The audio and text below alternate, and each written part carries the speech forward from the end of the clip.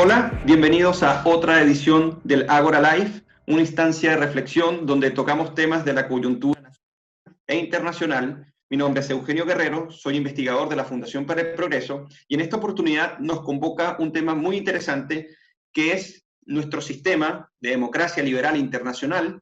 Hoy en día se ve amenazado y prácticamente se ve en disputa por otras formas de gobernar, por otras formas de ver el fenómeno político, y esto está gradualmente amenazando nuestras libertades.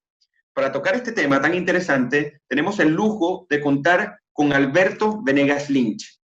Alberto Venegas Lynch, para dar un resumen de lo que es su extenso currículum y actividad académica, Alberto Venegas Lynch completó 2 doctorados, es doctor en economía y también doctor en ciencias de dirección, es autor de 27 libros, miembro de las Academias Nacionales de Ciencias Económicas y de Ciencias de Argentina, y es presidente del Consejo Académico de la Fundación Libertad y Progreso de ese país. Además, también forma parte de la Mont Pelerin Society, fue galardonado en el 2017 con el premio Juan de Mariana en España y es académico asociado del Cairo Institute. Alberto Venegas Lynch, muchas gracias por estar acá. Bienvenido. Gracias a ustedes por la invitación. Alberto, quería preguntarte, con base a diversos artículos, diversos ensayos, pero específicamente una columna en la cual describes y desarrollas lo que es un fenómeno que hoy en día está asolando el mundo entero en términos de gobernabilidad, en términos de nuestras comunidades políticas, en términos de nuestras sociedades. Y es lo que usted ha titulado la fábula asistencialista, que esta no es más que lo que está sugiriendo es que la sociedad se convierta en un inmenso círculo donde cada cual tiene metidas las manos en los bolsillos del prójimo, citándolo a usted. Entonces, esto está generando una sociedad que sea prácticamente invivible. Ahora, tocando este punto y relacionándolo con la actualidad, porque el artículo también es de la actualidad, hemos visto, por ejemplo, que los aparatos estatales se han lanzado enormes rescates, por ejemplo, desde macro rescates como la Comunidad Europea, en este caso la Unión Europea, con un rescate de aproximadamente 750.000 millones de euros, por ejemplo, o rescates desde el Estado, en Estados Unidos, por ejemplo, que representan casi la recuperación total de la economía en manos del propio gobierno, o rescates más parciales de la avanzada del Estado, como en Alemania, por ejemplo, en la cual la aerolínea Lufthansa va a ser rescatada con aproximadamente 9.000 millones de euros, pero el gobierno va a tener una participación del 20% en su capital social. Entonces vemos que hay un plan de rescate y de avanzada del Estado en la cual este se ha tomado como fundamental para poder actuar frente al fenómeno de la crisis, y usted ha llamado esta actitud, esta avanzada y lo que se está desarrollando como la gran fábula asistencialista. Me gustaría que desarrolláramos la respuesta y el análisis con base en ello. Bueno, muchas gracias, Eugenio, por esa muy interesante pregunta. Yo dividiría en 2 capítulos ese interrogante. En primer lugar, ustedes han sugerido el título La democracia liberal en disputa, que prima facie parece una redundancia hablar de democracia liberal, porque la democracia no puede no ser liberal. Sin embargo, dada la situación que vivimos, y como usted bien señala, ha habido una desfiguración y una degradación formidable del concepto de democracia, vale bien ese título.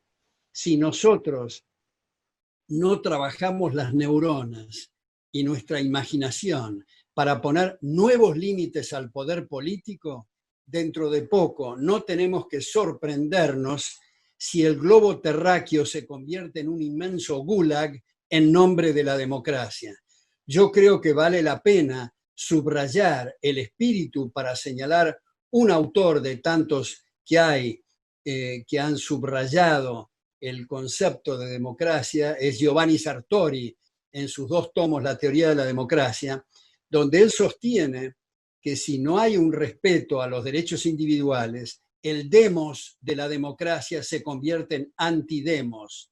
Y como ha dicho Hayek, yo en Law, Legislation and Liberty, dice, confieso que si por democracia se entiende la voluntad ilimitada de las mayorías, yo me declaro que no soy demócrata.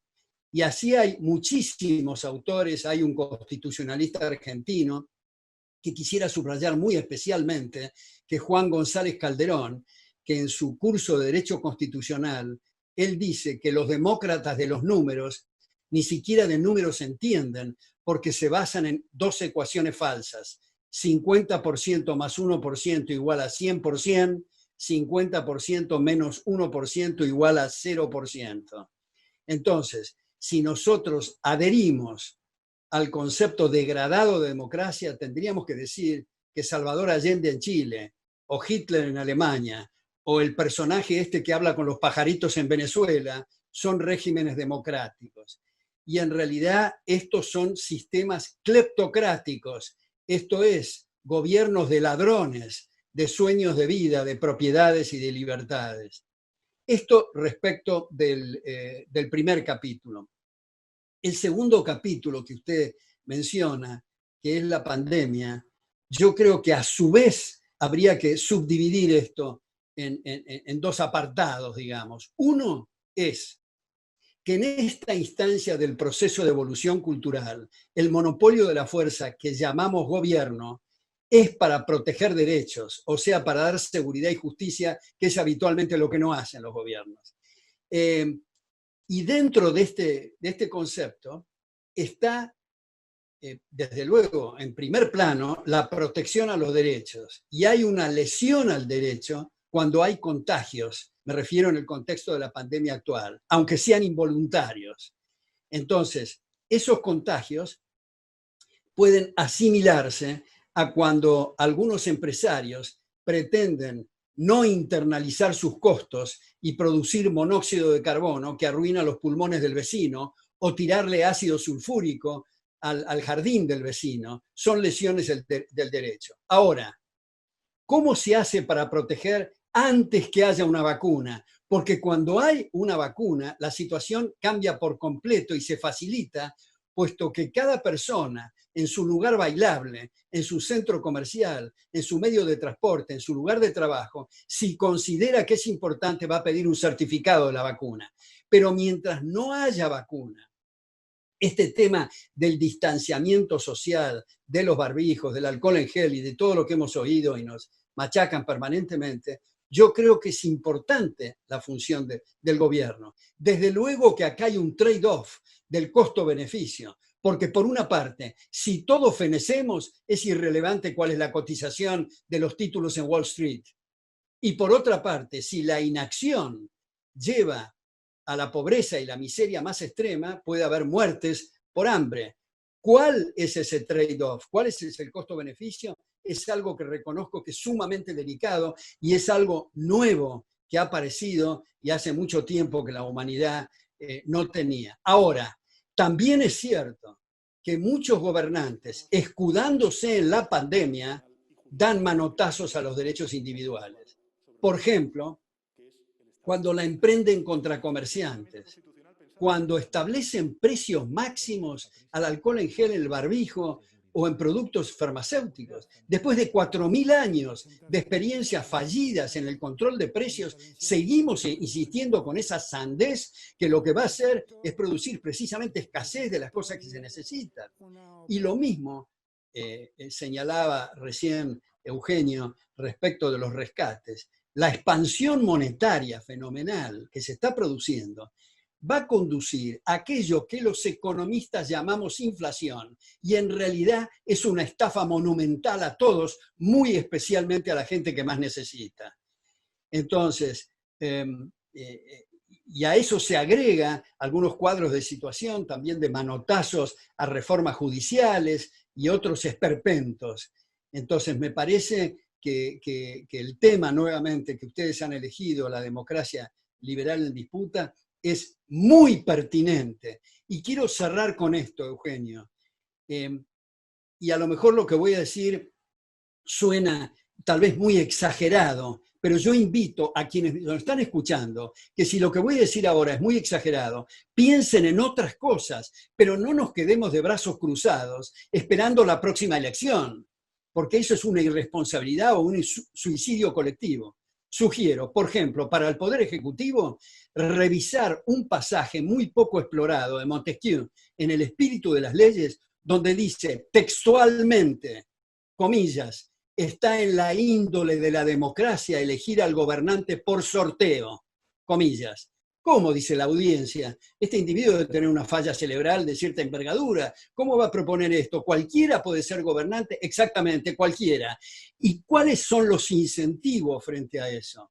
Los incentivos es, bueno, si cualquiera puede ser, tengo que proteger mi vida, mi libertad y mi propiedad. Y eso es exactamente lo que se necesita. Instituciones fuertes.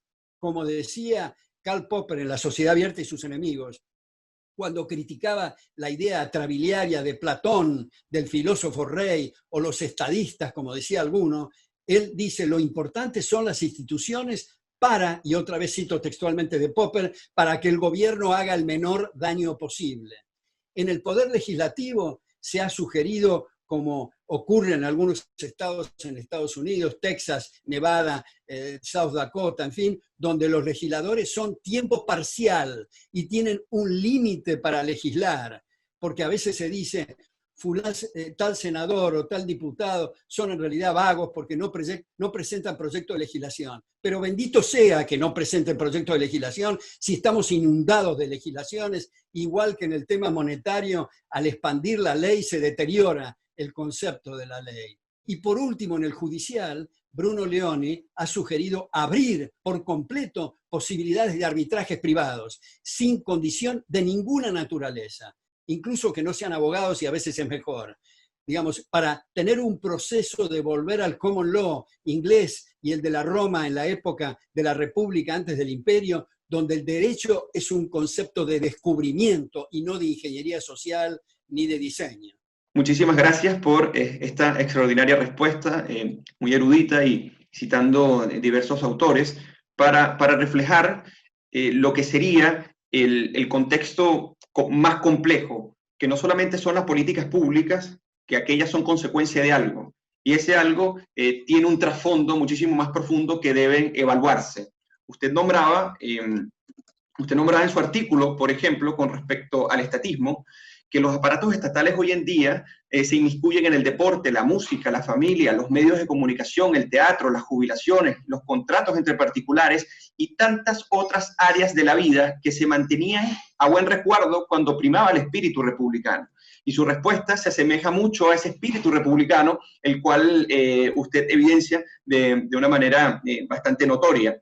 Incluso nombraba a Bruno Leoni, que si más no me equivoco, él hablaba sobre esta inflación legislativa, ¿no? Donde la actividad legislador se ve como fundamental de proponer más y más proyectos legislativos para seguir armando esta maraña regulatoria, la cual termina yendo contra la libertad. Ahora, a mí me gustaría llevarlo a una pregunta, citando de igual manera a Giovanni Sartori, que usted lo trataba con respecto a su tratado en 2 tomos de sobre la democracia. Y él dice en este libro de qué es la democracia, que la democracia representativa, esta democracia liberal de la que estamos comentando hoy en día, libera a la sociedad civil para fines extrapolíticos, en la cual el individuo, con su propiedad, la defensa de su intimidad y el intercambio libre en la sociedad, queda separado de las atribuciones del gobierno las atribuciones del gobierno para ir sobre los individuos. Pero ahora se perfila en el mundo una democracia distinta, que es la democracia como participación, a diferencia de la democracia como representación. Y para colocarle un ejemplo que es bastante notorio, Pablo Iglesias, que es el líder de Podemos y que en este momento detenta poder en España, definía la democracia de la siguiente manera. Decía que la democracia no es más que las bases materiales que constituyen los derechos sociales. Y como usted sabe, Podemos, tomando una corriente progresista y populista, nacida en Europa, ve que la democracia participativa, esta democracia populista, la ve como una ciudadanía hiperpolitizada, la cual debe sustituir la democracia representativa tal como la conocemos. Entonces a mí me gustaría que fuéramos a esta reflexión con base en ello, ¿no? Lo que sería la democracia representativa que quiere ser derribada y desbancada por esta nueva forma de democracia participativa. Bueno, antes de responder, quiero decir que me satisface enormemente que quien me haga las preguntas esté tan imbuido y compenetrado del problema que es poco común. Pero es cierto que, de nuevo, esta degradación de la democracia nos lleva a una situación sumamente peligrosa.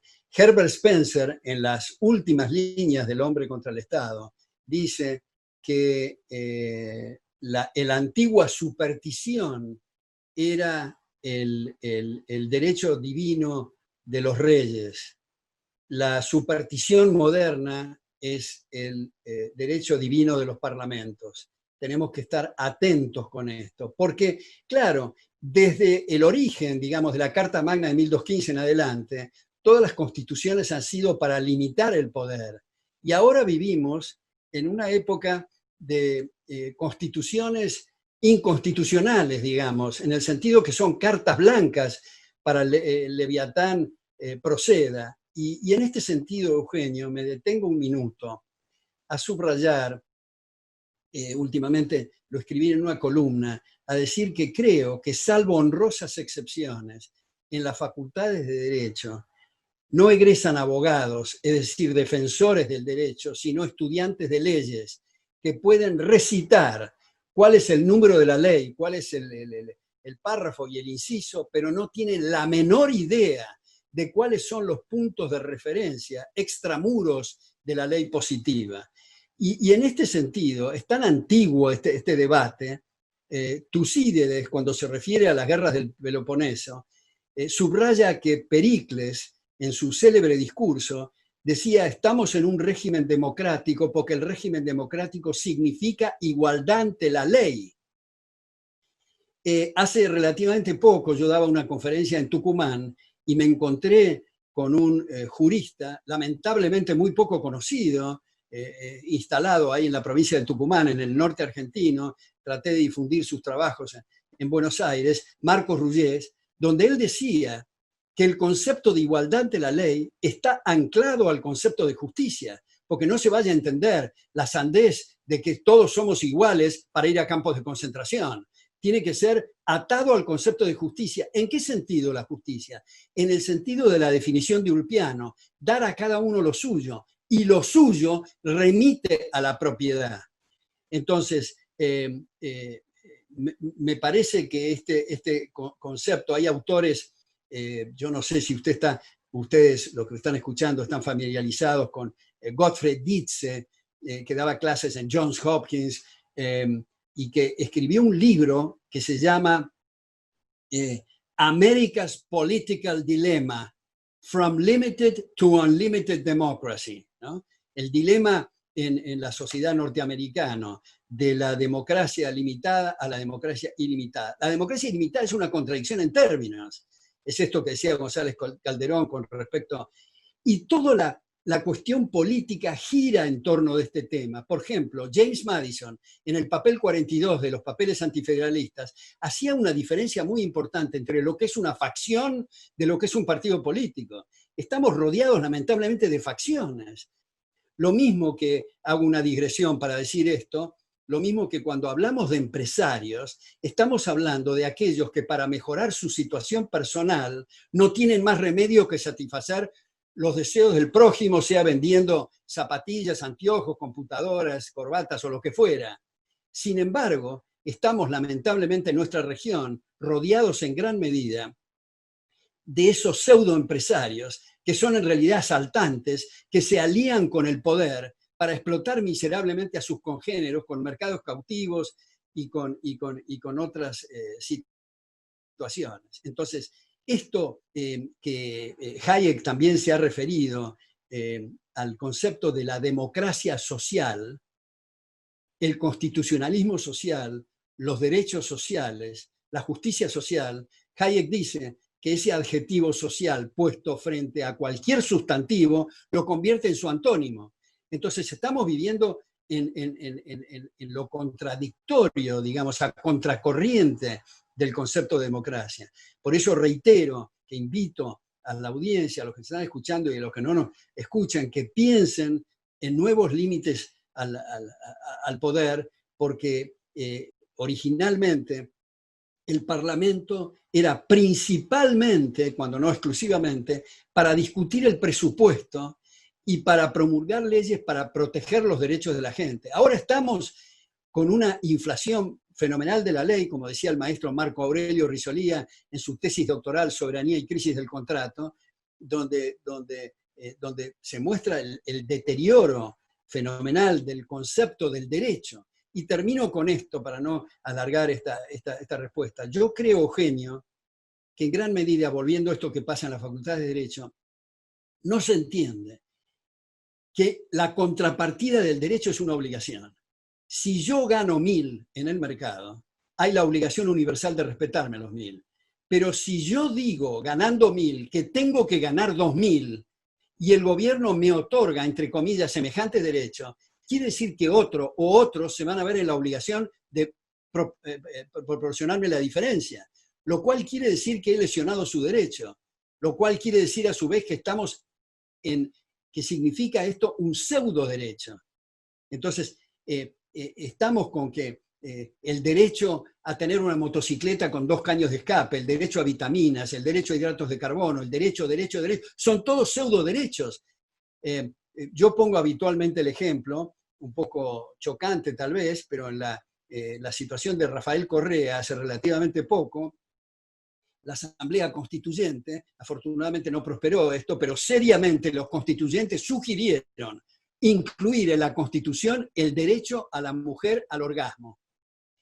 Esto es digno de una producción cinematográfica de Woody Allen. Esto no es serio.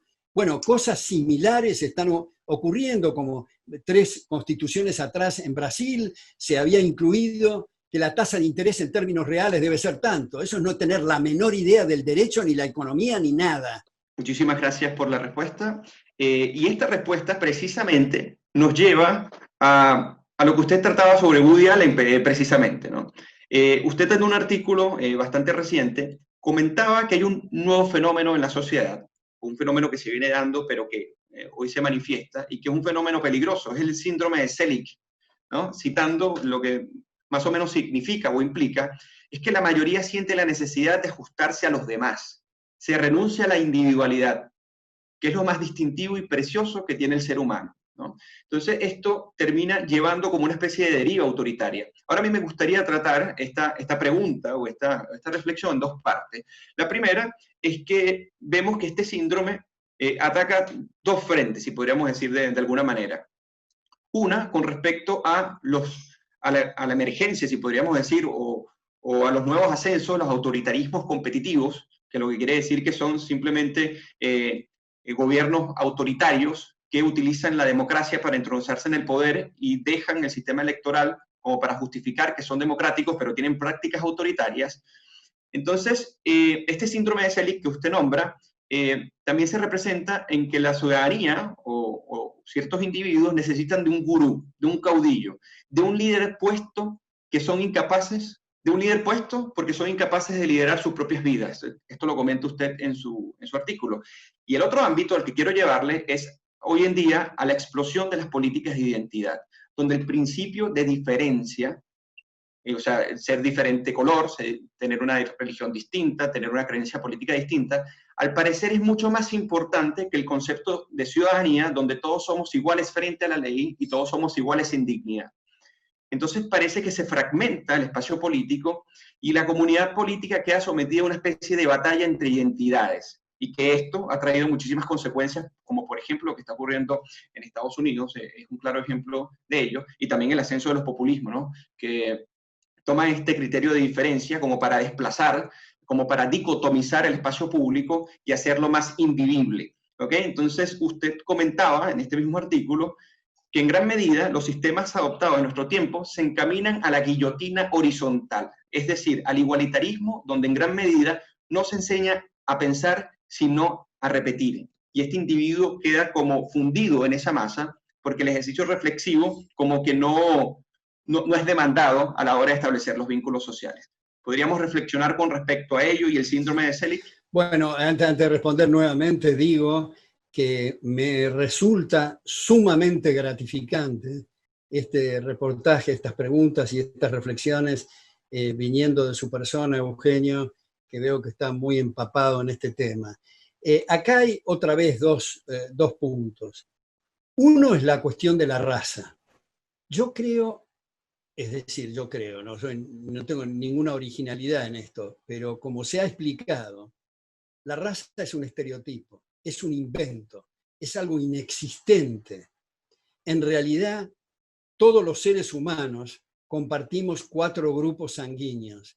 Las manifestaciones exteriores del color de piel o si los ojos están más rasgados o en fin, en las distintas formas, son consecuencia exclusiva de ubicaciones geográficas distintas. Todos provenimos de África. Cuando se habla de pueblos originarios es una gran imbecilidad. Son los primeros o en todo caso inmigrantes originarios, porque por el estrecho de Bering vinieron cuando las aguas estaban bajas. A mí me causa gracia, diría yo, cuando muchos bien intencionados estadounidenses de piel oscura se dicen afroamericanos. Yo declaro que yo soy afroargentino. Eso no distingue nada, todos venimos de África.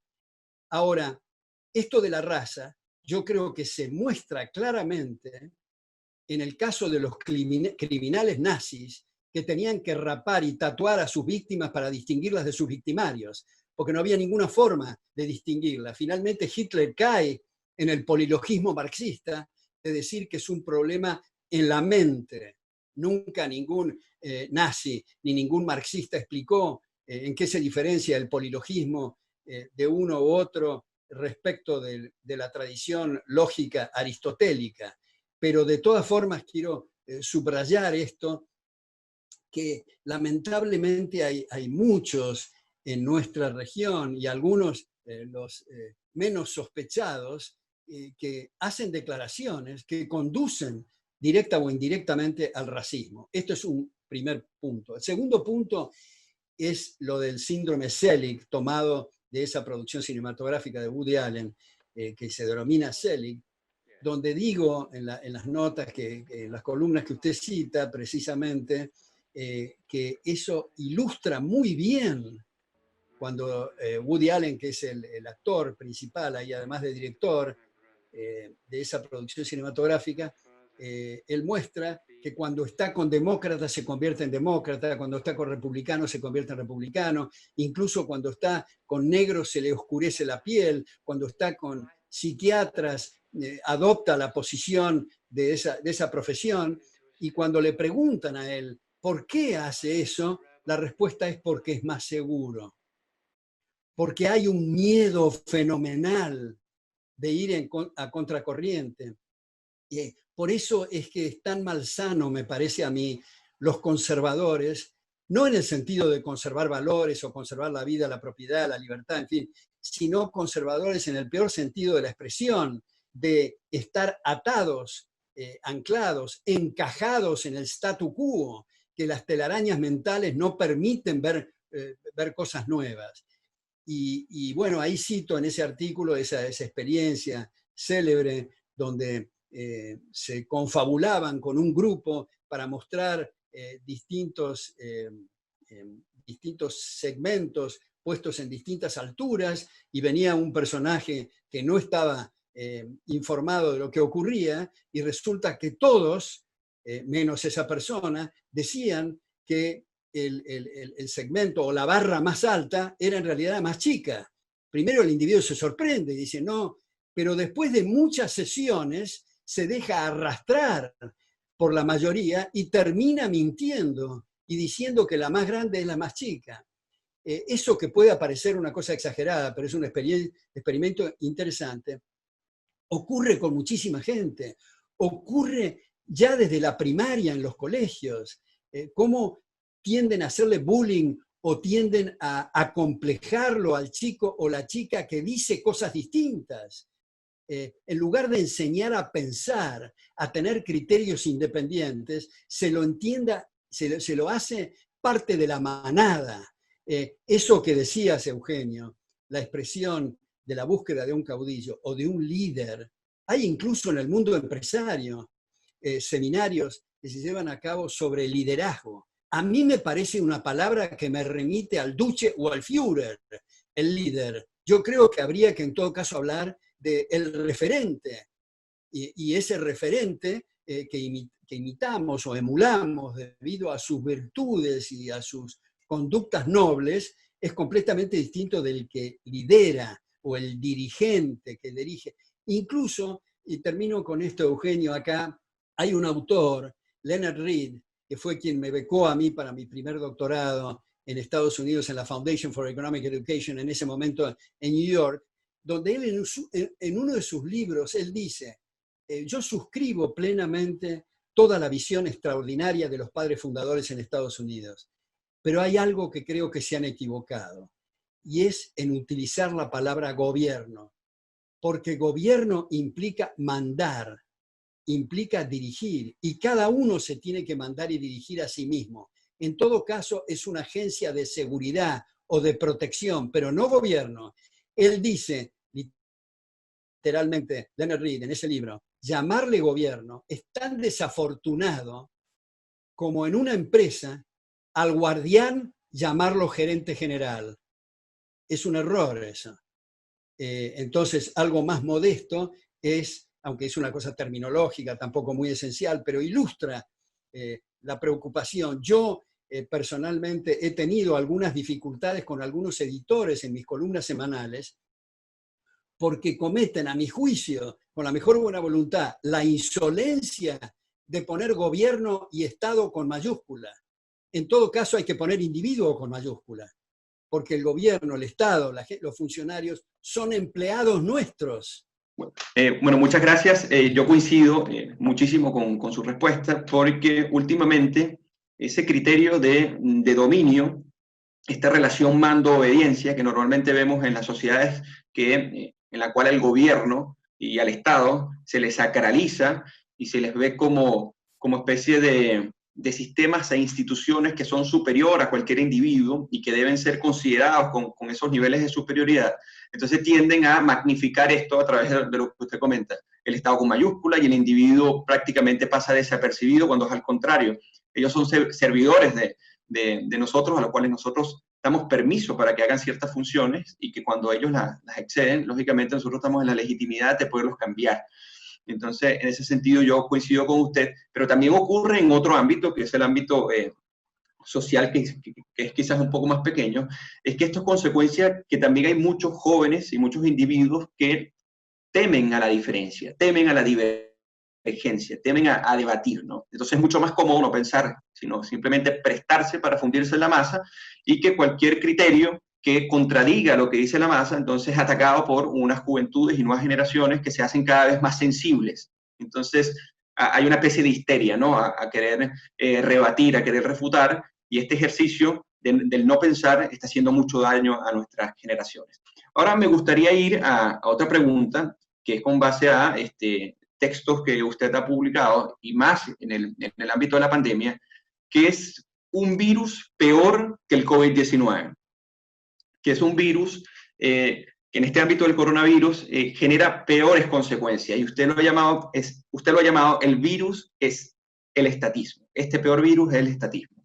Entonces, para citar, el virus del estatismo empeora cualquier otro virus propiamente dicho, pues no solo condena que se dificulte aún más el combate a la enfermedad, sino que arruina los procesos económicos. Entonces me gustaría que abordáramos esta pregunta con base a esta cita y, bueno, y el desarrollo que usted quiera dar, porque al final de cuentas, cuando se desarrolla esta actividad del Estado, termina perjudicando de manera significativa la libertad de los individuos.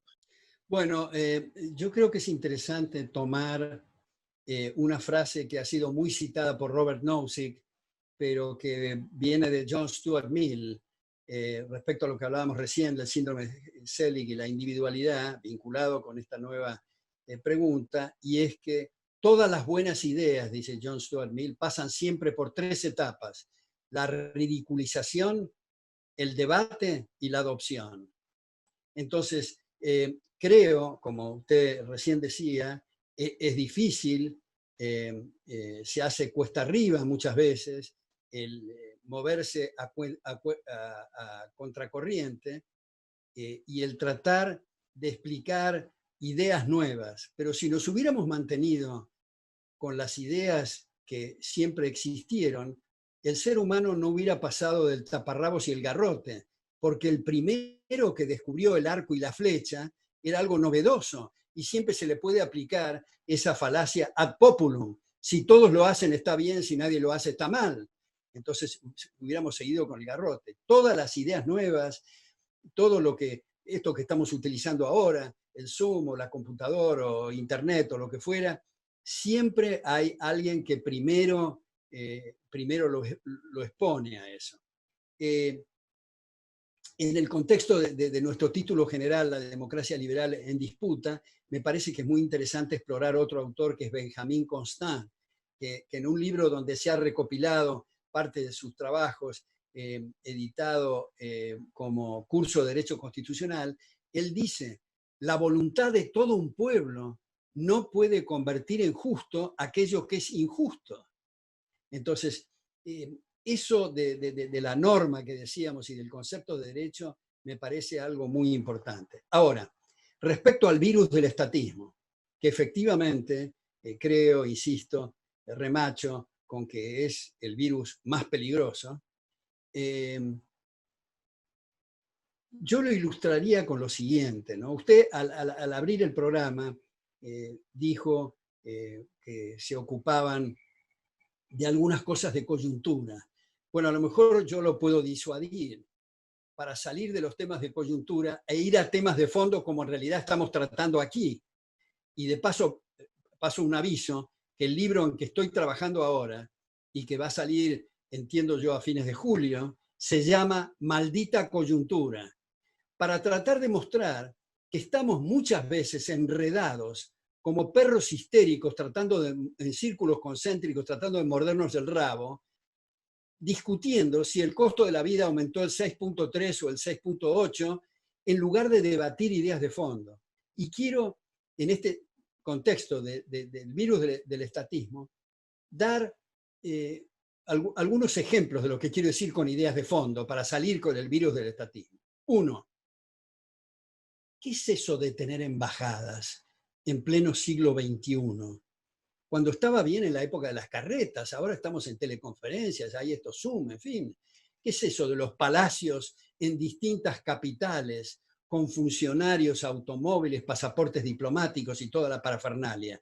Habría que eliminar todas las embajadas y eventualmente, y subrayo y pongo en bastardilla, eventualmente tener consulados para temas de aquel instrumento nefasto y totalitario que es el pasaporte. Pero nada más que para eso. Primer asunto. Segundo asunto. ¿Qué es eso de los ministerios de Educación y Cultura? Yo creo que el que asume como ministro de Educación y Cultura significa una bofetada fenomenal a la inteligencia, porque la educación, por su naturaleza, es un proceso abierto, competitivo, en el cual se hacen las auditorías cruzadas, las distintas instituciones en competencia. Nadie, ni usted, ni yo, ni ninguno de los que están escuchando, nadie, por más buena voluntad que tengamos, podemos decir que lo que le conviene a la gente es esta o aquella estructura curricular e imponerla. Nadie tiene la precisa, nadie sabe si 2 geografías, 1 matemáticas, álgebra, salto en alto, piano, no sé cuáles son las mezclas de las materias. Son procesos abiertos donde tiene que, de puertas y ventanas abiertas, donde tiene que entrar mucho oxígeno y tiene que haber competencia. Y para la acreditación, si se necesita la acreditación de algunas carreras, como era originalmente, tiene que ser las academias o instituciones privadas, que dicho sea de paso, agencias acreditadoras, que al competir también se están haciendo auditorías cruzadas. Y por último, señalo la existencia de esa institución nefasta que ha dado en llamarse la banca central. Yo creo que por más que sean muy competentes y muy honestos los banqueros centrales, solo pueden decidir si van a expandir, contraer o dejar igual la masa monetaria. Y cualquiera de los 3 caminos que decidan están alterando los precios relativos. Y los precios relativos es el único indicador que tiene el mercado para operar, y por lo tanto, al afectar los precios relativos, se está consumiendo capital, y como las tasas de capitalización es el único factor que permite aumentos de ingresos y salarios en términos reales, para hacerla más corta, la inflación o la manipulación monetaria es equivalente a pobreza. Entonces, a mí me parece que hace muchísima falta el abrir debates de fondo, contrastar ideas. Ahora, si me permites, Eugenio, acá hay un problema o un signo de interrogación grande en el contexto de la democracia en disputa. Y es lo que quiero volver con Karl Popper en una famosa cita número 7, que esa cita, nota a pie de página, se ha convertido en un debate fenomenal. Y es lo que Popper llama la paradoja de la tolerancia. Popper sostiene que no debe tolerarse a los intolerantes. Yo, cuando era rector de SIADE, lo invité para un acto académico a Popper en el año 89. No aceptó porque ya no estaba bien de salud, en fin. Pero le escribí sobre este tema y me contestó básicamente lo mismo que decía en esa nota. Porque yo creo que es un boomerang y una situación peligrosa el decir no tolerar a los intolerantes. Comprendo el espíritu, pero digo, y pongo este ejemplo, Platón en la República sostenía que debía de adoptarse el sistema comunista. Yo pregunto, ¿habría que censurar que un profesor explique Platón en el aula? Y si en vez de ser el aula hay una conversación en la plaza pública, ¿habría que censurarlos ahí?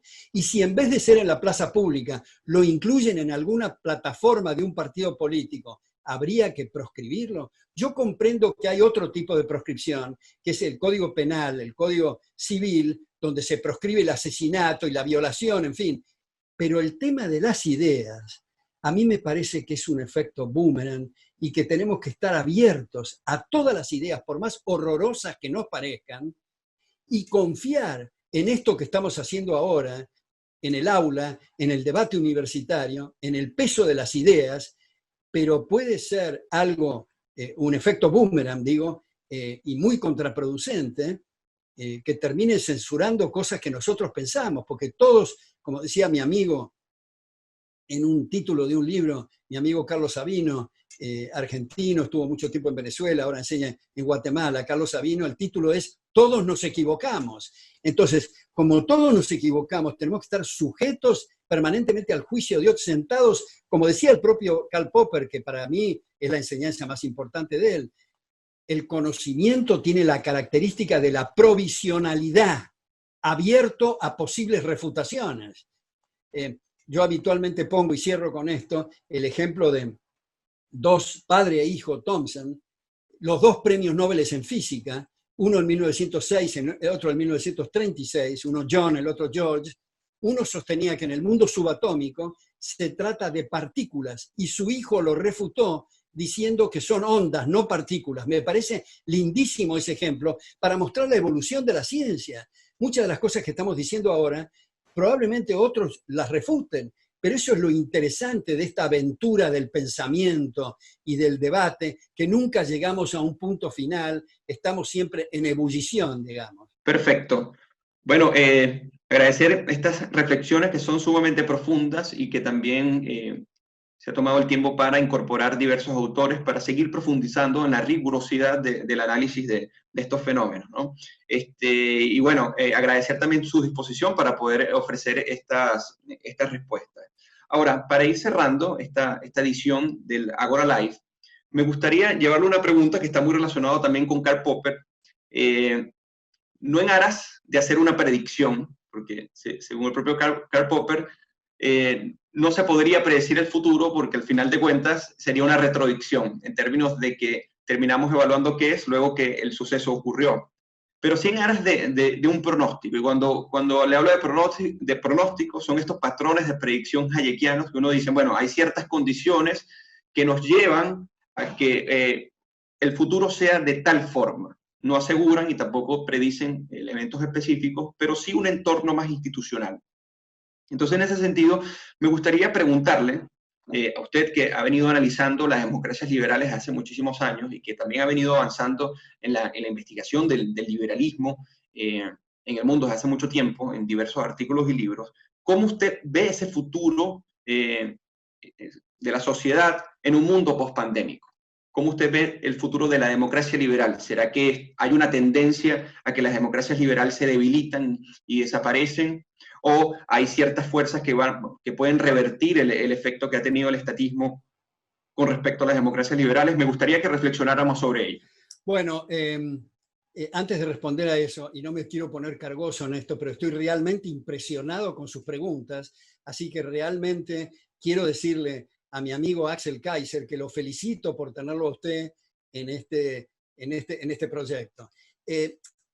Respecto de la pandemia, es muy difícil, como usted señaló, hacer estas conjeturas, porque había que decir sí, tal cosa, tal otra, en fin. No tenemos la bola de cristal, no podemos tener la arrogancia fatal, como diría Hayek, de hacer estos pronósticos. Yo tengo en mi biblioteca un libro precisamente de un chileno, pero no me acuerdo el nombre del chileno, pero es Prieto el apellido, que se llama Organismos Internacionales Expertos y otras plagas de este siglo. De manera que ponerse en experto a pronosticar y todo eso es medio complicado. Pero yo diría que hay dos avenidas acá. Una, lo que ya venía ocurriendo antes de la pandemia, esto es el avance notable del nacionalismo y la xenofobia, el avance de cuestiones como la deuda. Este personaje extraño del muy curioso estilo capilar que está en la Casa Blanca hoy, digamos, él ha aumentado fenomenalmente el gasto público y fenomenalmente la deuda.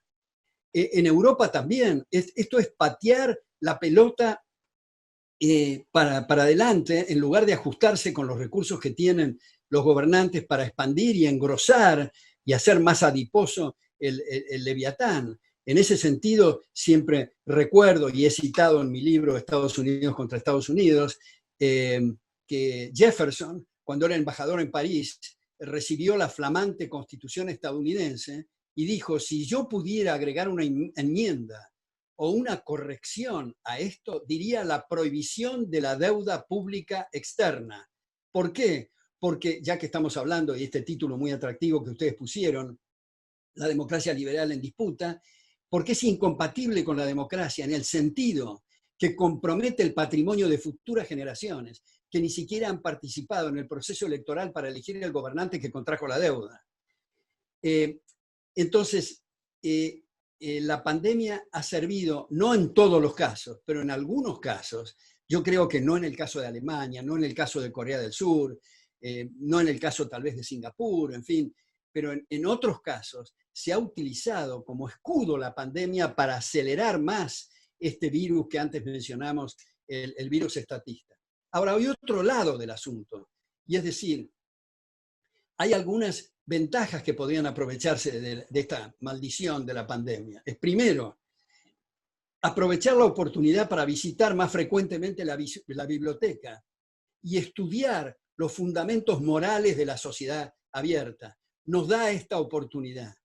Segundo, esto que estamos haciendo ahora a través de esta tecnología del Zoom, esto va a tener efectos enormes, me parece a mí, inmobiliarios, porque muchos empresarios se van a dar cuenta que no vale la pena hacer una construcción de cemento de varios pisos, porque no hay necesidad de tener a la gente desde el punto de vista presencial. Lo mismo en educación. Yo creo que en educación, lo del homeschooling, y no solo el homeschooling, sino el tener más libertad y capacidad de maniobra para estructuras curriculares y competencia y buscar otras formas en la educación puede ser algo sumamente atractivo. Y por último, en las relaciones familiares y amistosas, mirarnos más de frente a los ojos, ahondar uno mismo en su propia persona y en el otro, y fortalecer relaciones. Es cierto que no en todos los casos se fortalecen relaciones, porque me dicen que han aumentado los divorcios, incluso ha habido femicidios, etcétera, porque resulta que mirándolo a los ojos no era lo que creíamos que era, y estábamos distraídos por estar todo el tiempo fuera de la casa, en fin. Pero hay algunas cosas que podemos realmente aprovechar. Y bueno, por último, quiero decir nuevamente que le agradezco mucho a la fundación de ustedes, le mando un abrazo a Axel y a todos los amigos. Yo formo parte del consejo académico ahí en la fundación, así que agradezco mucho esto y de nuevo subrayo lo interesante, gratificante, estimulante, disparador que han sido sus preguntas. Bueno, muchas gracias por esas palabras. Es para mí un placer y un honor que un referente del liberalismo, tanto en su avance teórico como en el movimiento liberal, que sigue influyendo en cientos y en miles de jóvenes en el mundo, bueno, tenga esas palabras para conmigo, y también agradecerle su disposición en cada pregunta y todo ese cúmulo de autores que nos ayudaron también a seguir reflexionando y profundizando en cada una de ellas. Asimismo, esperamos seguir contando con usted en nuestras actividades con respecto a estas reflexiones y seguir conversando sobre estos temas tan interesantes que hoy en día pudimos abordar con usted. Muchas gracias. Y asimismo, agradecer a todos nuestros auditores su presencia en el programa de hoy y seguirlos invitando a una nueva edición del Agora Live.